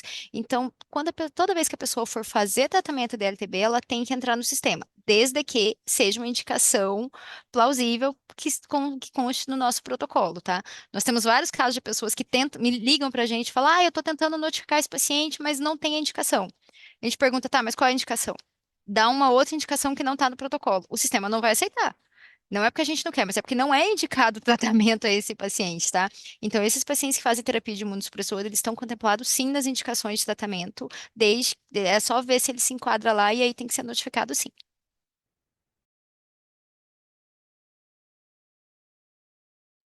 Perfeito. Então, continuando, vamos pergunta para a Liliana. Pergunta da Silvana já foi feita. Então, para a Liliana, a pergunta do Guilherme Gama. Pensando na cascata do artigo da Lancet, né, que a Lili mostrou, o PPD deve fazer o percentual cair bastante, já que é preciso convencer o paciente não doente a ir pelo menos 2 vezes à unidade de saúde. Gostaria de comentar, Lili? Silvana, todos podem comentar, tá? Legal. Obrigada pela pergunta, acho muito pertinente, porque, como nós bem sabemos, o IGRA não está disponibilizado para todo mundo, né? Só para aquelas populações priorizadas por ter maior vulnerabilidade. Quando você empodera o paciente para que ele entenda o porquê ele precisa não só fazer a aplicação da prova tuberculínica, mas fazer a leitura, com certeza ele vai ter que voltar, né? Além disso, nós temos uma janela, né, para ele voltar. Não deixemos para o último momento, quando estamos lá na ponta no serviço, porque se deixamos para que ele volte 96 horas, temos risco, né, de ter uma perda dessa leitura. Então, melhor otimizar os serviços de saúde para poder fazer leituras intermitentes, né? Por exemplo, um dia sim, um dia não, um dia sim, um dia não, de tal forma que as pessoas tenham essa possibilidade de, se não chegou nas 48 horas, com certeza vai chegar 24 horas depois. Esse artigo, essa meta-análise, traz umas reflexões bem interessantes na discussão que tem a ver com isso, com esses fluxos operacionais. E eu imagino que aqui hoje temos participação de profissionais que estão envolvidos também com o projeto Expand PT. O projeto está rolando agora, né, em 5 estados capitais, né, que estão tentando levar de forma diferenciada a operacionalização da prova tuberculínica, por exemplo, para poder fazer possível essa leitura antes de terminar essa janela. E os resultados realmente são alarmantes, porque estão tendo aderência a essa leitura. Então, se vale a pena entender que vai ter menor queda enquanto a leitura com prova clínica, quando a pessoa tem esse acompanhamento. Não sei se tu quer acrescentar, Geisa, Silvana também. Eu falei mais da parte operacional da assistência, né? Tudo certo? Excelente. Beleza. Uhum. Mais uma pergunta aqui, Lili. É da Fabilênia Batista. Ela faz um comentário. Tem que abrir esse leque de contatos, dar atenção aos contatos chamados sociais também. Então, se você puder comentar a definição de contatos, incluindo contatos sociais. Ah, boa. Eu trouxe também essa definição, mas na leitura da comunidade mesmo, sabe? Para poder as pessoas entender o que significa um contato. Porque os profissionais entendemos que são aqueles que nos 3 meses anteriores estavam em contato, mas quando nós vamos nessa particularidade de dormiu na mesma casa, ficou pelo menos uma noite por semana, passou uma hora por dia no domicílio daquela pessoa que está com tuberculose ativa, já está me dando outros critérios, além dos 3 meses anteriores. Então, se eu levo isto no cenário social, no cenário do trabalho, por exemplo, no cenário da igreja, da reunião que acontece na assembleia, vou poder ter uma maior e melhor captação desses contatos. Então, a ideia é fazer essa leitura, né? Da dinâmica das diferentes pessoas. Mais uma pergunta do Guilherme Gama. Então, existe alguma expectativa de expansão do IGRA no país? Bom, uma coisa é expansão e outra coisa é aumento dos grupos vulneráveis que poderiam se beneficiar com o IGRA. Então, expansão nós já temos disponível em todo o Brasil. Está disponível na rede, né, a possibilidade de fazer o IGRA. Porém, quando falamos de fazer inclusão de outros grupos populacionais que poderiam se beneficiar, vai depender muito também das evidências e do comportamento epidemiológico que vai tendo a infecção latente da tuberculose. Hoje, está dando resposta com esses 4 grupos populacionais que estão sendo priorizados.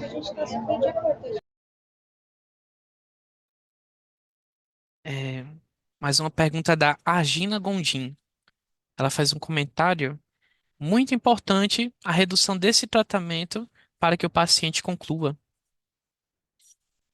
Então, tá aberto sobre o tema para que os palestrantes possam comentar.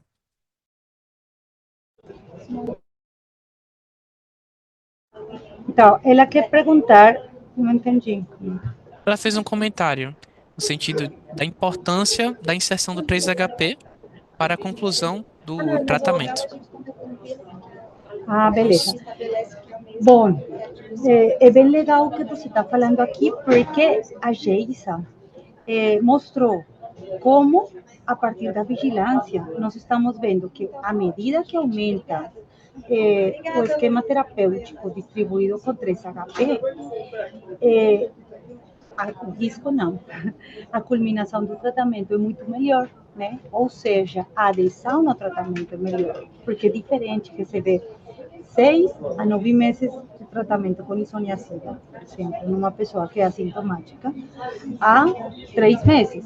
E além disso, não acontece todos os dias. A pessoa vai receber uma dose por semana. Então, tecnologias terapêuticas implementadas no SUS como esta é outra estratégia, né? Exitosa. E outra estratégia exitosa a partir do plano pelo fim da tuberculose, porque isso tem a ver muito com pesquisa, com desenvolvimento, com otimização da rede. Então, se preparem, porque já está chegando um HP também aí, para aqueles grupos populacionais que precisam de um olhar diferenciado. perfeito. E lembrando que os nossos dados de encerramento, né, só ratificam o 3HP como prioritário. Então, nós temos o menor percentual de abandono, menor tudo, né? Só o menor percentual de abandono, menor evolução para TB ativa, maior tratamento completo, então só índices mais positivos comparado com os demais. Então, temos mais alguns comentários. Fabilênia Batista. Então, ótima fala sobre andarem juntos, vigilância e atenção primária e especializada. Muito bom lembrar disso. Dailessa, Dailessa fez um comentário também. Podem disponibilizar notas sobre a prescrição de infecção latente pelo enfermeiro? A Rebeca já mandou também no YouTube, né? Tudo certo. Mais uma pergunta aqui da Juliana Reinaldo Camboim. Então, a própria implementação da rifampicina representa um grande investimento do Ministério da Saúde na infecção latente. Perfeito, Juliana, é isso mesmo. José Anderson Monteiro Patoja fez um comentário. Tem como uma pessoa ter infecção latente, mas o bacilo ser a versão resistente da TB? Poderia comentar sobre, Liliana?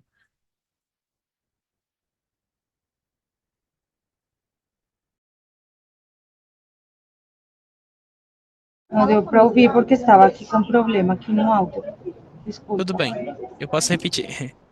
Pode. É, tem como uma pessoa ter infecção latente, mas o bacilo ser a versão resistente da tuberculose? Tem, com certeza. Se a pessoa, por exemplo, está em contato com um caso índice, né, com um caso de uma pessoa que está com tuberculose droga resistente, com certeza vai ter infecção latente da tuberculose droga resistente. Quero também contar para vocês que nós estamos trabalhando, sabe, nessas tratativas de como poderia ser feito esse tratamento no caso que a pessoa, por exemplo, seja resistente tanto à rifampicina como à isoniazida, quando de contato, né? Por enquanto, o que acontece? Se a pessoa está em contato com um caso de tuberculose ativa resistente à rifampicina, vai se beneficiar do tratamento com isoniazida, né? Aí já seria algo individual para ser avaliado. E, do contrário, igual, se a pessoa está com resistência à isoniazida, vai se beneficiar do tratamento da rifampicina. É caso a caso, como estou falando. Hoje, a literatura está recomendando, incluso, para aquelas pessoas contato de caso índice de tuberculose ativa droga resistente, iniciar tratamento com levo. Por enquanto não está sendo incorporado no Brasil, porque nossas estatísticas de tuberculose droga resistente ainda são muito baixas, né? E vocês sabem os efeitos adversos de fazer tratamento com levotiroxina, por exemplo. A quinolona vai trazer outro tipo de complicações, mas existe esse panorama também. Mais uma pergunta, Lili, da Isla World. Uma vez tratado ILTB, não trata novamente? Boa. Uma vez tratado, a pessoa com infecção latente da tuberculose reduz o risco, né, de desenvolver doença ativa. Porém, existe, sempre em medicina existe um porém, né? Existe aquelas pessoas que têm um sistema imunológico debilitado, né? Por exemplo, pessoas com HIV. Nós temos que estar monitoreando o tempo todo o que está acontecendo. Mas o tratamento da infecção latente da tuberculose dá essa proteção. É por isso que nós estamos priorizando que seja implementado. Perfeito. Mais uma pergunta aqui, Lili, da Enilda Gamas Pessoa Araújo. Ela faz o seguinte questionamento. Como poderíamos evitar a falta do PPD para a disponibilidade da população? Enilda, essa pergunta nós também fazemos aqui, porque, infelizmente, Brasil não tem produção nacional. Nós dependemos muito das importações, dependemos da produção internacional. E nós tivemos esse desabastecimento, né, no ano passado por causa disso. A fábrica fechou, então não foi só o Brasil, foi a nível mundial esse desabastecimento.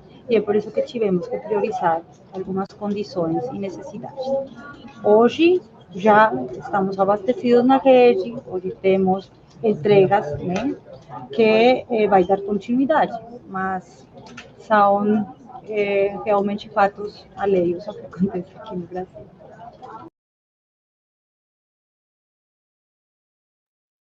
A Juliana fez um comentário, acho que essa a Geisa poderia responder. Juliana Camboim. Então ela faz um apelo. Material impresso está muito escasso, ainda precisamos muito dessa forma de divulgação. Poderia comentar, Geisa, por favor? Oi, Juliana. Então, nós também aqui temos limitações quanto à quantidade de impressão, tá? A gente segue os ritmos que é ditado pelas regras do Ministério da Saúde. Porém, justamente o fato da gente liberar esses materiais, a arte, essas coisas, os estados e municípios podem replicar esses materiais imprimindo. A gente sabe que às vezes o município tem até mais recurso do que nós do Ministério da Saúde para imprimir um quantitativo que englobe os mais de 5.000 municípios do Brasil. Então, a gente disponibiliza as artes e pode ser trabalhado pelas secretarias estaduais e municipais a impressão desse material, tá? E só para acrescentar um pouquinho a fala da Geisa, não é desconhecido para nós que hoje a tecnologia está aqui, nas nossas mãos, né?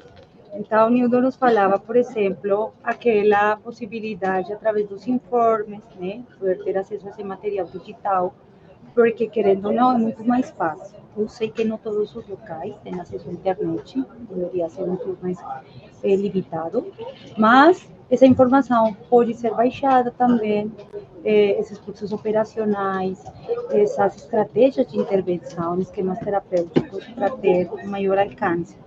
Então, a tecnologia hoje está cobrando um valor bem importante para todos.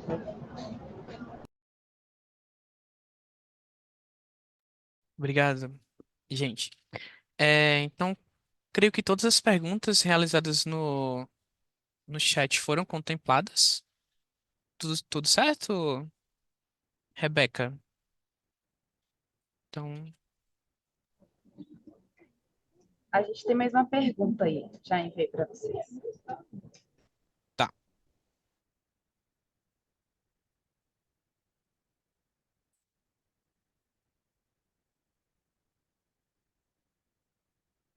Então, pergunta: por que não usamos o IGRA com maior frequência, já que o PPD está difícil? Liliana, poderia comentar, por favor? Isso.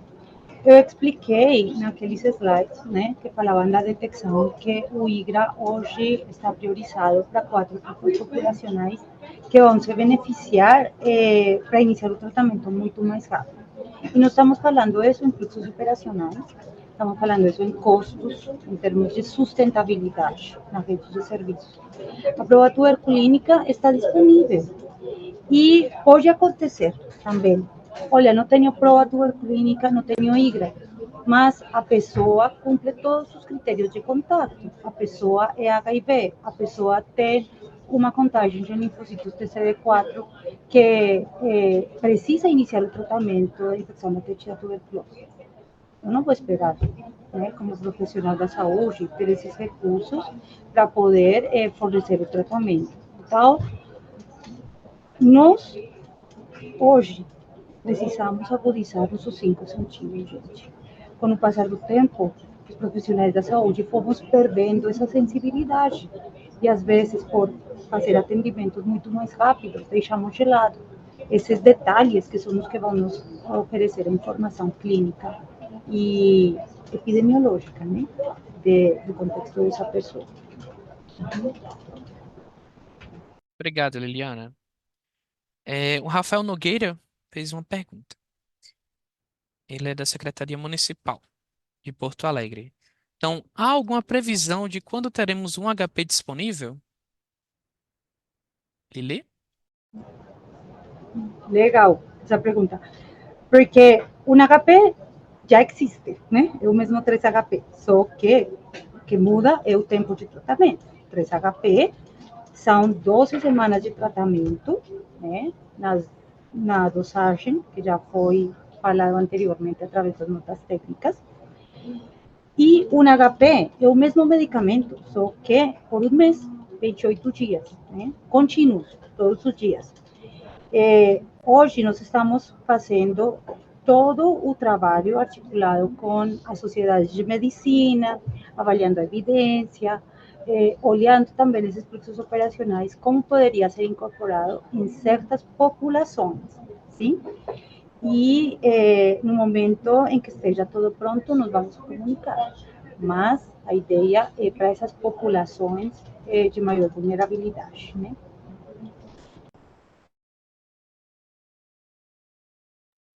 Lili, mais uma pergunta clínica, da Luciana Costa. Quando o paciente, né, em uso de 6 ou 9 meses de isoniazida, interrompe o tratamento, ela pode retornar e precisará dos 6 meses ou 9 meses completos?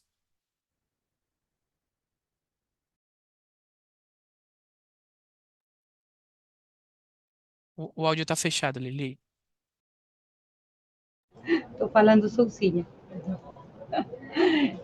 Muito bem. Vai depender muito do caso a caso, porque eu tenho que ver em que momento abandono o tratamento, quantas dosagens de tratamento conseguiu receber antes de abandonar não, interromper o tratamento. Então, eu convido vocês para que, por favor, deem uma olhada na nota técnica da incorporação da gabapentina, porque aí estão os critérios.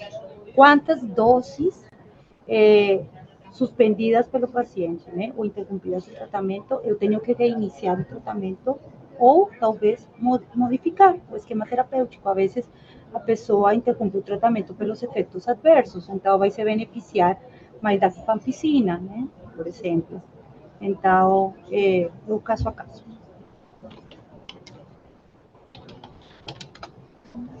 O Cláudio Tavares, fecha o áudio, Lili, por favor. Aí. O Bom. Cláudio Tavares fez mais uma pergunta. Então, vi que foi aprovado pela tripartite 100 milhões para ações de tuberculose. Então, poderia sim também reproduzir. Quando chegará nos municípios esses recursos financeiros? Então, Rebeca até passou a informação aqui para mim, que ela também é responsável por essa área.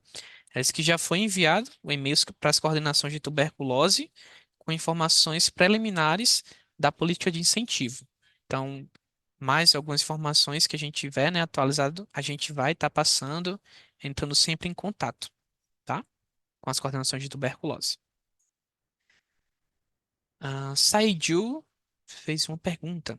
Então, se a pessoa tem PPD reator, essa é para você ler.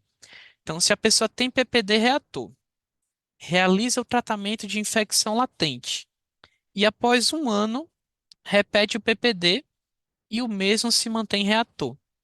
Retrata a infecção latente? Tem indicação de repetir exame de PPD? Se sim, quando e quais situações? Como chama o pessoal que perguntou? Então, nome bem diferente. Tá. Saidio. Acho que é do Saidio. site. Ah, tá. Saidio. Sai tá Ah, tá. minúsculo aqui. Olha que tua pergunta é super importante, porque uma vez existe conversão na prova tuberculínica, não vai mudar. Então, já iniciou o tratamento, já fez o tratamento. Se você faz daqui a 6 meses, a um ano, a 5 anos, vai ser reator esse resultado. Então, aí vai perder esse peso, né? Que tem os critérios para definir se a pessoa vai ter critério para infecção latente de tuberculose. Então, você já deu tratamento, a prova tuberculínica vai continuar sendo positiva. Acho que o que a Lili quis dizer, o pessoal do SAI, é que uma vez reator, sempre reator. Então, o indicativo de tratamento não é até o PPD deixar de ser reator, ele vai estar para sempre reator. É só, como ela disse, realizar o tratamento completo e não se basear na diminuição desses milímetros do PPD.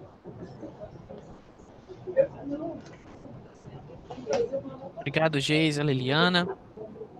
A Fabilênia Batista também colocou no chat. Por favor, manda a nota técnica da rifapentina. Então, essa nota técnica está até no material da Liliana. Caso a Tá? gente não consiga pegar o link agora e enviar, mas tá no documento dela, tudo bem? A gente coloca o link também. Vocês terão acesso lá pela plataforma webinar. É, o Clóvis também fez mais um comentário. Eliminação das doenças socialmente determinadas será de grande relevância para impactar a problemática da tuberculose. Perfeito. Gostaria de comentar? Tu vas a responder. Sí, voy. ¿Qué acontece? Hoje, nós estamos dando uma olhada diferenciada, né? Porque quando falamos de tuberculose, a gente não está falando de uma doença clínica, a gente está falando de uma doença social, de uma doença que está manifestando inequidade, necessidades básicas insatisfeitas, que está mostrando um olhar diferenciado. E é por isso que está muito alinhado com os custos catastróficos, porque estas pessoas precisam ter os recursos mínimos, né, e as condições mínimas para poder ser diagnosticadas, tratadas e poder evoluir a cura, né, como nós estamos pretendendo faz muitos anos.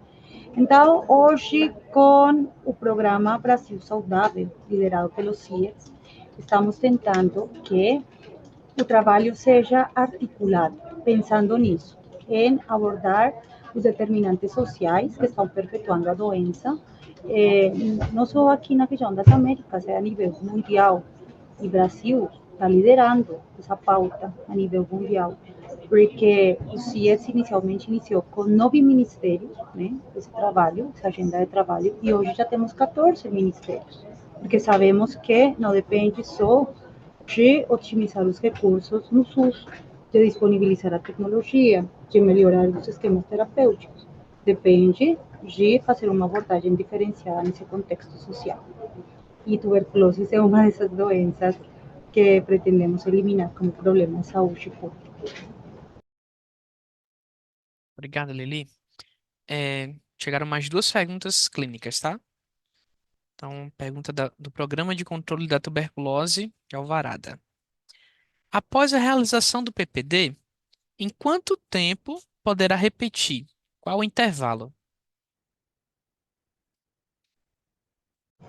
Após a realização do PPD, em quanto tempo poderá repetir? Então, Isso. primeiro, levar em consideração que estes testes não são para diagnosticar, né? Já sabemos, e eu falei também lá, e que fala a literatura, é que não existem testes laboratoriais.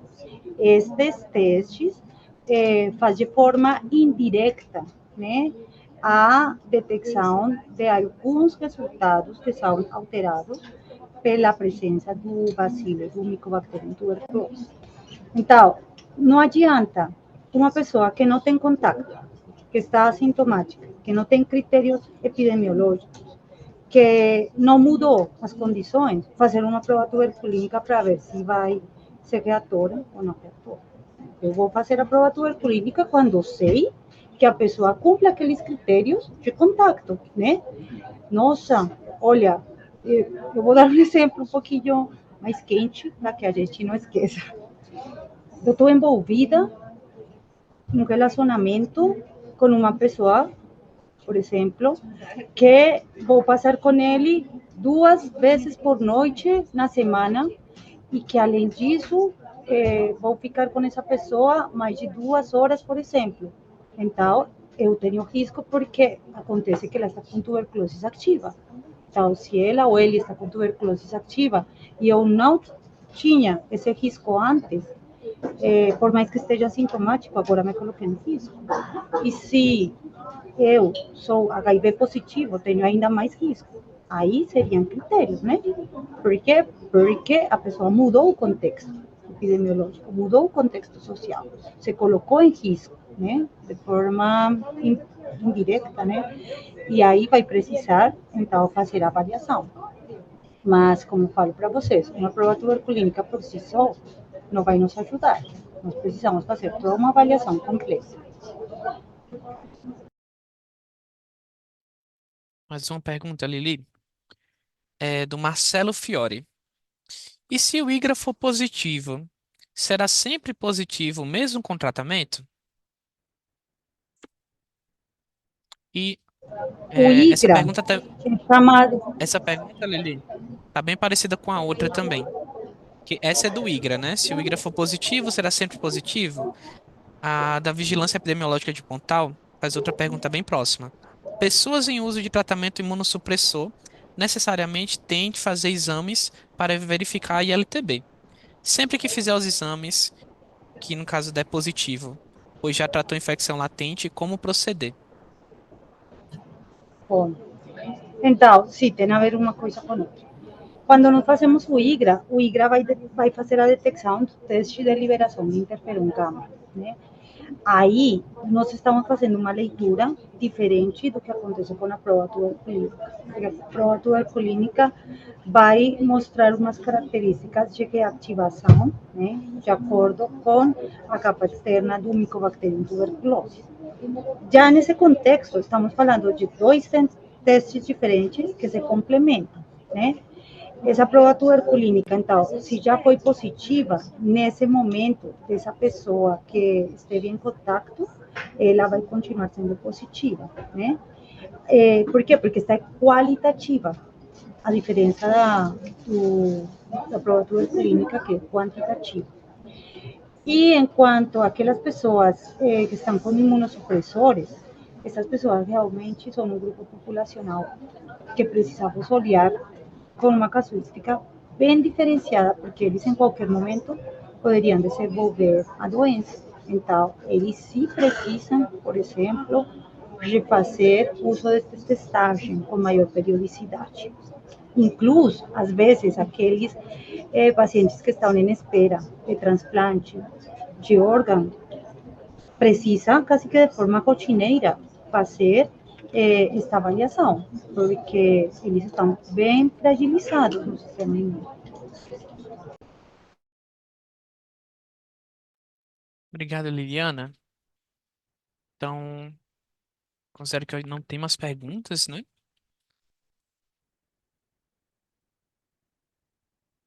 Vamos seguir. Posso seguir, Rebeca? Pode, não temos mais perguntas, por enquanto. Tá bem. Então, pessoal, chegando ao fim desse webinar, né, vamos recapitular algumas informações. Então, não temos lista de presença, mas a declaração de participação fica disponível no site webinar.aids.gov.br, clicando em eventos anteriores, a partir de amanhã. Gostaria também de agradecer a contribuição e disponibilidade para participar nesse evento, né, aos nossos palestrantes, a Geisa Servieri, Silvana Zanella, a Liliana Veiga e a toda a equipe de apoio, né, o Yuri e a Rebeca. É, Como falei no início, esse foi o segundo webinar de uma série que estamos promovendo, uma série, né, de outros que estamos promovendo em alusão ao Dia Mundial da Tuberculose. Então, estamos divulgando em nossas redes e os próximos webinários ocorrerão nos dias 2 e 11 de abril, tá? Coloca na agenda, não perde, por favor. Então, 2 de abril será Desafios para controlar a tuberculose em prisões. Pensar em prevenção é possível? Notícia quentinha, tá? Então, sugiro que assistam. Dia 11 de abril, ferramentas para o alcance das metas por um Brasil livre da tuberculose. Conheça mais sobre o MAF-TB e o CIEDES. Também imperdível, tá? Vamos. A gente pede ajuda, né, no compartilhamento desses webinários. E lembrando que os webinários antigos, eles estão no canal do YouTube, @tuberculosevídeos2. Né? A Rebeca já colocou várias vezes aí no chat do YouTube. E agradecemos muito a participação e contribuição de todos. Esperamos vocês aqui nos próximos e até lá. Muito obrigado.